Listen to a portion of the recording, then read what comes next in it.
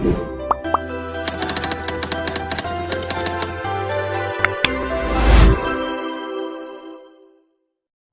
Hello നമസ്കാരം. Page 3 അക്കാദമിയുടെ പുതിയൊരു ക്ലാസ്സിലേക്ക് ഏവർക്കും സ്വാഗതം. നമ്മളിന്ന് വന്നിട്ടുള്ളത് കുറച്ച് മിക്സഡ് ചോദ്യങ്ങളുമായിട്ടാണ്. സോഷ്യൽ സയൻസിൽ നിന്നും സൈക്കോളജിയിൽ നിന്നും അതുപോലെ തന്നെ കറണ്ട് അഫയേഴ്സിൽ നിന്നുമാണ് നമ്മൾ ഇന്നത്തെ ചോദ്യങ്ങൾ ഉൾപ്പെടുത്തിയിട്ടുള്ളത്. പരീക്ഷയ്ക്ക് വരാൻ സാധ്യതയുള്ള ഭാഗങ്ങളാണ്. നന്നായിട്ട് ശ്രദ്ധിക്കുക. ഒരു പരീക്ഷ പോലെ തന്നെ എഴുതുക. മാർക്ക് എന്ത് ചെയ്യുക, ഒന്ന് കമൻറ്റ് ചെയ്യുക കേട്ടോ. അപ്പോൾ നമുക്ക് പോവാം. ഒന്നാമത്തെ ചോദ്യം, പ്രസ്താവന വായിക്കുക ചോദ്യമാണ്. എല്ലാ സ്ത്രീകൾക്കും മാന്യമായ വസ്ത്രം ധരിക്കുന്നതിനുള്ള അവകാശത്തിനായി നടന്ന സമരമാണ് അച്ചിപ്പുടവ സമരം. അച്ചിപ്പുടവ സമരം നടന്ന വർഷം 1858 അച്ചിപ്പുടവ സമരം നയിച്ചത് ആറാട്ടുപുഴ വേലായുധ പണിക്കരാണ്. അച്ചിപ്പുടവ സമരം നടന്ന സ്ഥലം പത്തിയൂറാണ്. നമ്മുടെ ഇവിടെ ഓപ്ഷൻസ് ഇതിപ്പോൾ തന്നിരിക്കുന്ന 1, 2, 3, 4 എന്നിങ്ങനെയാണ് ഓപ്ഷൻസ് തന്നിട്ടുള്ളത്. പ്രസ്താവന 1, 2 എന്നിവ ശരിയാണ്. പ്രസ്താവന 1, 3 എന്നിവ ശരിയാണ്. പ്രസ്താവന 2 മാത്രം ശരിയാണ്. പ്രസ്താവന എല്ലാം ശരിയാണ് എന്നിങ്ങനെയാണ് ഓപ്ഷൻസ് വന്നിട്ടുള്ളത്. ഇവിടെ നോക്കുക, അച്ചിപ്പുടവ സമരം എന്തുമായി ബന്ധപ്പെട്ടതാണ്, അത് ഏത് വർഷമാണ്, ആരാണ് ലീഡർ, ഏത് സ്ഥലത്താണ് എന്നുള്ളതാണ് ഇവിടെ തന്നിട്ടുള്ളത്. ഇതിൽ ഈ പ്രസ്താവന നോക്കിയ ശേഷം ഓപ്ഷൻസ് വെച്ച് നിങ്ങൾ എന്ത് ചെയ്യണം, ഇതിൽ പറഞ്ഞിട്ടുള്ളത് ഏതാണ് ശരിയെന്ന് വെച്ചാൽ ആ ഉത്തരത്തിലേക്ക് എത്തിച്ചേരാനാണ് പറഞ്ഞിട്ടുള്ളത്. രണ്ടാമത്തെ ചോദ്യത്തിലേക്ക് വരാം. മേൽമുണ്ട് സമരം എന്ന് വിശേഷിക്കപ്പെടുന്ന സാമൂഹ്യ നീതി സംരക്ഷണത്തിനുള്ള കേരളത്തിലെ ആദ്യകാല സമരങ്ങളിൽ ഒന്നായിരുന്നു. ഓക്കെ, കഴിഞ്ഞിട്ട് ക്വസ്റ്റ്യൻസ് തീർന്നതാണ്. ഓപ്ഷൻ നോക്കണം. കൂട്ടംകുളം സമരം, അതുപോലെ തന്നെ പാലിയം സത്യാഗ്രഹം, ചാഞ്ഞാർ ലഹള, കുറിച്യാർ കലാപം എന്നിങ്ങനെയാണ് ഓപ്ഷൻസ് തന്നിട്ടുള്ളത്.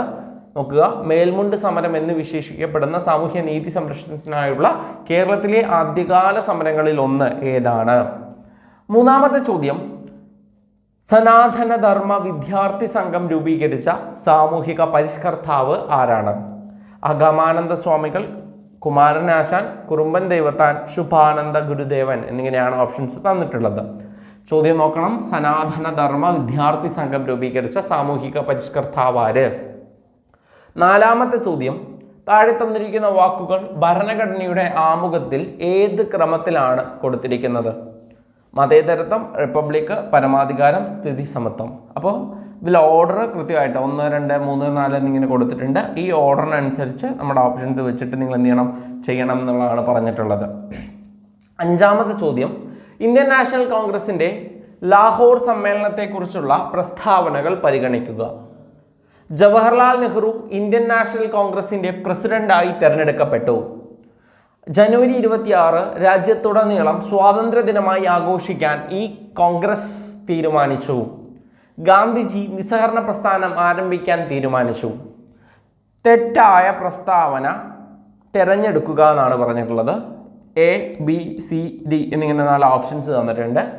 1, 2 only, 3 only, 1 and 3 only, 1, 2 and 3 എന്നിങ്ങനെയാണ് തന്നിട്ടുള്ളത്. 3 പ്രസ്താവന തന്നിട്ടുണ്ട്. ഇതിൽ തെറ്റായ പ്രസ്താവനയാണ് എടുക്കാനായിട്ട് പറഞ്ഞിട്ടുള്ളത്. ആറാമത്തെ ചോദ്യത്തിലേക്ക് പോവാം. നാവിക കലാപത്തെ സ്വരാജിൻ്റെ ശവപ്പെട്ടിയിലേക്ക് അടിച്ച ആണി എന്ന് വിശേഷിപ്പിച്ചത് ആരാണ്? ജവഹർലാൽ നെഹ്റു, മോത്തിലാൽ നെഹ്റു, ഗാന്ധിജി, സുഭാഷ് ചന്ദ്രബോസ്. ഏഴാമത്തെ ചോദ്യം, വട്ടമേശ സമ്മേളനവുമായി ബന്ധപ്പെട്ട തെറ്റായ പ്രസ്താവനകൾ ഏതെല്ലാം? വട്ടമേശ സമ്മേളനങ്ങൾ അമേരിക്കയിലാണ് നടന്നത്. ഗാന്ധിജി 2ാം വട്ടമേശ സമ്മേളനത്തിൽ പങ്കെടുത്തു. 1931 3ാം വട്ടമേശ സമ്മേളനം നടന്നത്. സരോജിനി നായിഡു 2ാം വട്ടമേശ സമ്മേളനത്തിൽ പങ്കെടുത്തു. ഇതിൽ സമ്മേളനവുമായി ബന്ധപ്പെട്ട് തെറ്റായതാണ് ചോദിച്ചിട്ടുള്ളത്. നോക്കുക, 1, 1, 3, 4, 2, 3, 4, 2, 4, 1, 3. എട്ടാമത്തെ ചോദ്യം, ചുവടെ തന്നിരിക്കുന്നവയിൽ സുഭാഷ് ചന്ദ്രബോസിന്റെ പുസ്തകം അല്ലാത്തതേത്? India of my dreams, alternative leadership, letters to Emily Schenkl and Indian pilgrim എന്നിങ്ങനെയാണ് 4 ഓപ്ഷൻസ് ഉണ്ട്. 4 പുസ്തകങ്ങളുടെ പേര് തന്നിട്ടുണ്ട്. ഇതിൽ സുഭാഷ് ചന്ദ്രബോസിന്റെ പുസ്തകം അല്ലാത്തതേത് എന്നാണ് ചോദ്യം. ഒൻപതാമത്തെ ചോദ്യം, ഇന്ത്യ സ്വതന്ത്രമായതിനു ശേഷം കണ്ടെത്തിയ ആദ്യ സിന്ധു നദീതട കേന്ദ്രം ഏത്? ധോളവീരയുണ്ട്, രൂപാറുണ്ട്, ബനാവലി ഉണ്ട്, രംഗ്പൂർ ഉണ്ട്. ഇങ്ങനെ 4 ഓപ്ഷൻസ് ഉണ്ട്. സ്വതന്ത്രമായ ശേഷം കണ്ടെത്തിയ ആദ്യ സിന്ധു നദീതട കേന്ദ്രം ഏത്? പത്താമത്തെ ചോദ്യം, ഹിമാലയം ഏറ്റവും കൂടുതൽ വ്യാപിച്ചു കിടക്കുന്ന ഇന്ത്യൻ സംസ്ഥാനം? ഹിമാചൽ പ്രദേശ്, അരുണാചൽ പ്രദേശ്, ഉത്തരാഖണ്ഡ്, പശ്ചിമ ബംഗാൾ എന്നിങ്ങനെയാണ് ഓപ്ഷൻസ് വന്നിട്ടുള്ളത്. 11ാമത്തെ ചോദ്യം, താഴെ പറയുന്നവയിൽ ചന്ദ്രയാൻ 3യുമായി ബന്ധമില്ലാത്ത പ്രസ്താവന അല്ലെങ്കിൽ പ്രസ്താവനകൾ ഏവ? തുമ്പയിൽ നിന്നും വിക്ഷേപണം നടത്തി, ശ്രീഹരിക്കോട്ടയിൽ നിന്നും വിക്ഷേപണം നടത്തി, ചന്ദ്രന്റെ ദക്ഷിണ ധ്രുവത്തിൽ സോഫ്റ്റ് ലാൻഡിംഗ് നടത്തി. 1 മാത്രം, 1 3, 2 3, 3 മാത്രം. ഇതെങ്ങനെയാണ് ഓപ്ഷൻ? ചന്ദ്രയാൻ 3യുമായി ബന്ധമില്ലാത്ത പ്രസ്താവനയാണ് ചോദിച്ചത് അല്ലെങ്കിൽ പ്രസ്താവനകളാണ് ചോദിച്ചത്. 12ാമത്തെ ചോദ്യം, കൊറോണ വൈറസ് വകഭേദമായ ഒമിക്രോൺ ആദ്യമായി റിപ്പോർട്ട് ചെയ്ത രാജ്യമാണ് ചോദ്യം. ചൈനയുണ്ട്, അമേരിക്ക, ഇന്ത്യ, സൗത്ത് ആഫ്രിക്ക. 13ാമത്തെ ചോദ്യം, 2023 രസതന്ത്ര നൊബേൽ പ്രൈസ് പുരസ്കാരം താഴെ പറയുന്നവയിൽ ഏത് വിഷയവുമായി ബന്ധപ്പെട്ടതാണെന്ന് കണ്ടെത്തുക. നോക്കണം, ഓപ്ഷൻസ് ഉണ്ട്. 2023 ആണ്, എന്തായാലും പഠിച്ചിട്ടുണ്ട്.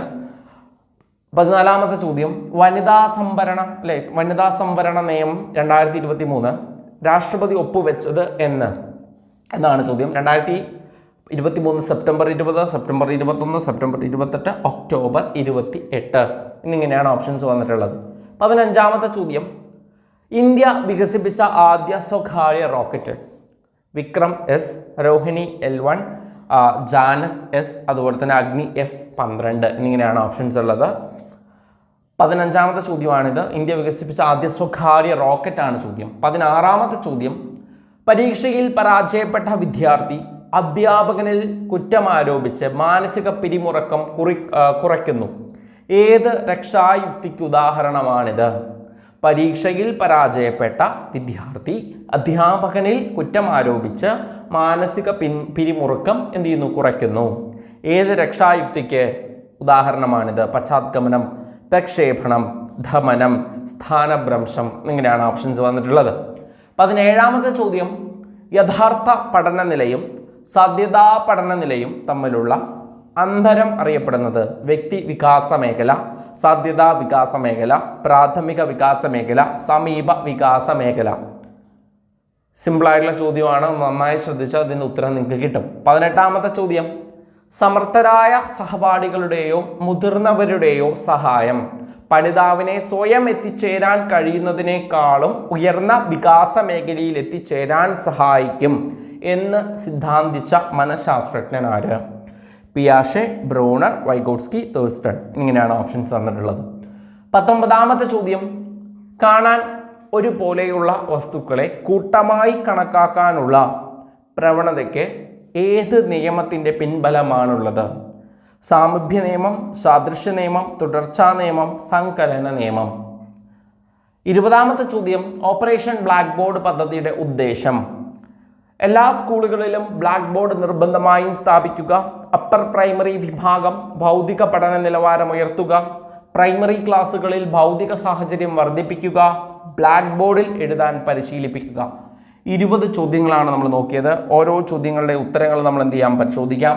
ആദ്യം 1ാമത്തെ ചോദ്യത്തിലേക്ക് വരാം. 1ാമത്തെ ചോദ്യം നോക്കുക. പ്രസ്താവന വായിച്ചിട്ട് ഇവിടെ നോക്കേണ്ടത് ഈ പ്രസ്താവന വായിക്കണം.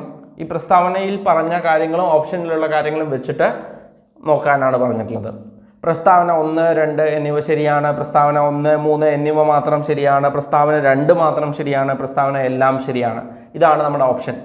എല്ലാ സ്ത്രീകൾക്കും മാന്യമായ വസ്ത്രം ധരിക്കുന്നതിനുള്ള അവകാശത്തിനായി നടന്ന സമരമാണ് അച്ചിപ്പുടവ സമരം. അപ്പോൾ 1 ശരിയാണ്. അച്ചിപ്പുടവ സമരം നടന്ന വർഷം 1858, അതും ശരിയാണ്. അച്ചിപ്പുടവ സമരം നയിച്ചത് ആറാട്ടുപുഴ വേലായുധ പണിക്കരാണ്, ശരിയാണ്. പുടവ സമരം നടന്നത് പത്തിയൂറാണ്, അതും കറക്റ്റ് തന്നെയാണ്. അപ്പോൾ പ്രസ്താവന എല്ലാം ശരിയാണ് എന്നുള്ളതാണ് ഇവിടുത്തെ ഉത്തരം, ഓപ്ഷൻ ഡി. 2ാമത്തെ ചോദ്യം, മേൽമുണ്ട് സമരം എന്ന് വിശേഷിക്കപ്പെടുന്ന സാമൂഹ്യനീതി സംരക്ഷണത്തിനായുള്ള കേരളത്തിലെ ആദ്യകാല സമരങ്ങളിൽ ഒന്നായിരുന്നു, നോക്കുക, ചാന്നാർ ലഹളയാണ് കേട്ടോ. ചാന്നാർ ലഹള സി ആണ്. 3ാമത്തെ ചോദ്യം, സനാതന ധർമ്മ വിദ്യാർത്ഥി സംഘം രൂപീകരിച്ച സാമൂഹിക പരിഷ്കർത്താവ് ആഗമാനന്ദ സ്വാമികളാണ്. 4ാമത്തെ ചോദ്യം, താഴെ തന്നിരിക്കുന്ന വാക്കുകൾ ഭരണഘടനയുടെ ആമുഖത്തിൽ ഏത് ക്രമത്തിലാണ് കൊടുത്തിരിക്കുന്നത്? മതേതരത്വം, റിപ്പബ്ലിക്, പരമാധികാരം, സ്ഥിതി സമത്വം. പരമാധികാര ജനാധിപത്യ സ്ഥിര അല്ലേ, നോക്കണം.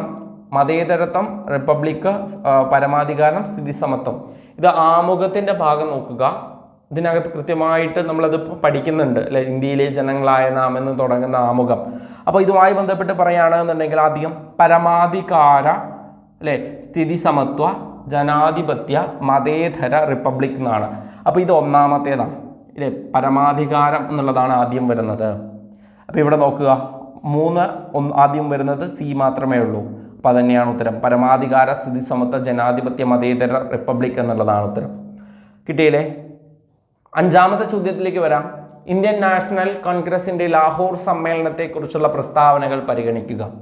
ജവഹർലാൽ നെഹ്റു ഇന്ത്യൻ നാഷണൽ കോൺഗ്രസിന്റെ പ്രസിഡന്റായി തിരഞ്ഞെടുക്കപ്പെട്ടു. ശരിയാണ് അല്ലേ? ജനുവരി 26 രാജ്യത്തുടനീളം സ്വാതന്ത്ര്യദിനമായി ആഘോഷിക്കാൻ ഈ കോൺഗ്രസ് തീരുമാനിച്ചു. അതും ശരിയാണ്.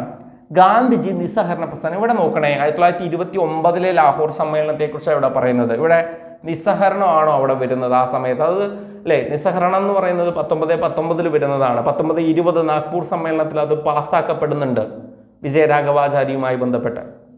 ഇവിടെ അല്ലേ, ഇവിടെ വരുന്നത് നിസ്സഹകരണമല്ല. ഇവിടെ ചോദ്യം ഗാന്ധിജി നിസ്സഹകരണ പ്രസ്ഥാനം ആരംഭിക്കാൻ തീരുമാനിച്ചു എന്നാണ്. ഒറ്റ വായനയും ചിലപ്പോൾ നമ്മൾ തെറ്റിപ്പോവാൻ സാധ്യതയുണ്ട്. അപ്പോൾ ഇവിടെ നോക്കണം, തെറ്റായ പ്രസ്താവന തിരഞ്ഞെടുക്കാനാണ് പറഞ്ഞത്. 3 തെറ്റാണ്, 3 ഓൺലി അല്ലേ. അപ്പോൾ ഓപ്ഷൻ ബി ആണ് ഇവിടുത്തെ ശരി ഉത്തരം. 6ാമത്തെ ചോദ്യം, നാവിക കലാപത്തെ സ്വരാജിന്റെ ശവപ്പെട്ടിയിലേക്ക് അടിച്ച ആണി എന്ന് വിശേഷിപ്പിച്ചത് മറ്റാരുമല്ല, ഗാന്ധിജിയാണ്. Option C. 7ാമത്തെ ചോദ്യം, വട്ടമേശ സമ്മേളനവുമായി ബന്ധപ്പെട്ട തെറ്റായ പ്രസ്താവനകൾ ഏതെല്ലാം? വട്ടമേശ സമ്മേളനങ്ങൾ നടന്നത് അമേരിക്കയിലാണോ? അല്ല, ലണ്ടനിലാണ്. ഗാന്ധിജി 2ാം വട്ടമേശ സമ്മേളനത്തിൽ പങ്കെടുത്തു. ശരിയാണ്.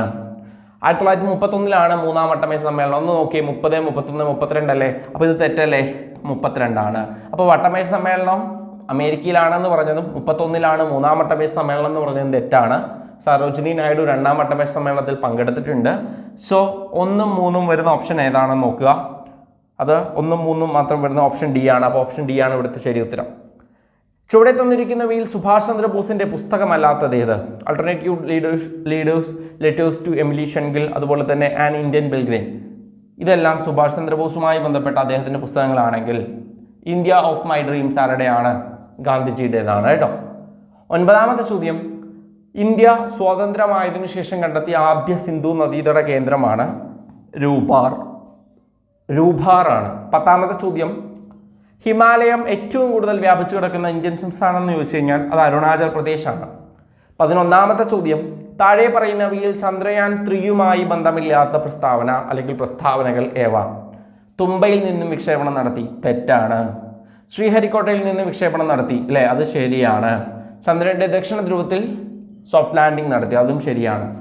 ചന്ദ്രയാൻ 3 ആണ്, അതുകൊണ്ട് ഓക്കെയാണ്. അപ്പോൾ പ്രസ്താവനയാണ്, ബന്ധമില്ലാത്തതാ പറഞ്ഞത്. അപ്പോൾ 1 മാത്രം അല്ലേ? 1 മാത്രം എന്ന് പറയുന്നത് ഏതാ? ഓപ്ഷൻ എ ആണ്. 12ാമത്തെ ചോദ്യം, കൊറോണ വൈറസ് വകഭേദമായ ഒമിക്രോൺ ആദ്യമായി റിപ്പോർട്ട് ചെയ്ത രാജ്യം സൗത്ത് ആഫ്രിക്കയാണ്. ഓപ്ഷൻ ഡി ആണ്, സൗത്ത് ആഫ്രിക്ക. 13ാമത്തെ ചോദ്യം, 2023 രസതന്ത്ര നൊബേൽ പ്രൈസിന് അർഹനാക്കിയ പുരസ്കാരം ഏത് വിഷയവുമായി ബന്ധപ്പെട്ടതാണെന്ന് ചോദിച്ചാൽ ക്വാണ്ടം ഡോട്ട്സുകളുടെ കണ്ടുപിടുത്തവും അതിൻ്റെ സങ്കലനവുമായി ബന്ധപ്പെട്ടതാണ്. 14ാമത്തെ ചോദ്യം, വനിതാ സംവരണ നിയമം 2023 രാഷ്ട്രപതി ഒപ്പുവെച്ചത് സെപ്റ്റംബർ 28 ആണ് കേട്ടോ. സെപ്റ്റംബർ 28. 15ാമത്തെ ചോദ്യം, ഇന്ത്യ വികസിപ്പിച്ച ആദ്യ സ്വകാര്യ റോക്കറ്റ് വിക്രം S ആണ്. 16ാമത്തെ ചോദ്യം, പരീക്ഷയിൽ പരാജയപ്പെട്ട വിദ്യാർത്ഥി അധ്യാപകനിൽ കുറ്റമാരോപിച്ച് മാനസിക പിരിമുറുക്കം കുറയ്ക്കുന്നു. ഏത് രക്ഷായുക്തിക്ക് ഉദാഹരണമാണ്? പ്രക്ഷേപണമാണ്. 17ാമത്തെ ചോദ്യം, യഥാർത്ഥ പഠന നിലയും സാധ്യതാ പഠന നിലയും തമ്മിലുള്ള അന്തരം അറിയപ്പെടുന്നത് സമീപസ്ഥ വികാസ മണ്ഡലം അല്ലെങ്കിൽ സമീപ വികാസ മേഖല എന്നാണ് പറയുക. ഓപ്ഷൻ ഡി ആണ് ശരി ഉത്തരം. 18ാമത്തെ ചോദ്യം, സമർത്ഥരായ സഹപാഠികളുടെയോ മുതിർന്നവരുടെയോ സഹായം പഠിതാവിനെ സ്വയം എത്തിച്ചേരാൻ കഴിയുന്നതിനേക്കാളും ഉയർന്ന വികാസ മേഖലയിൽ എത്തിച്ചേരാൻ സഹായിക്കും എന്ന് സിദ്ധാന്തിച്ച മനഃശാസ്ത്രജ്ഞൻ ആരാണ്? വൈഗോട്സ്കി ആണ് കേട്ടോ.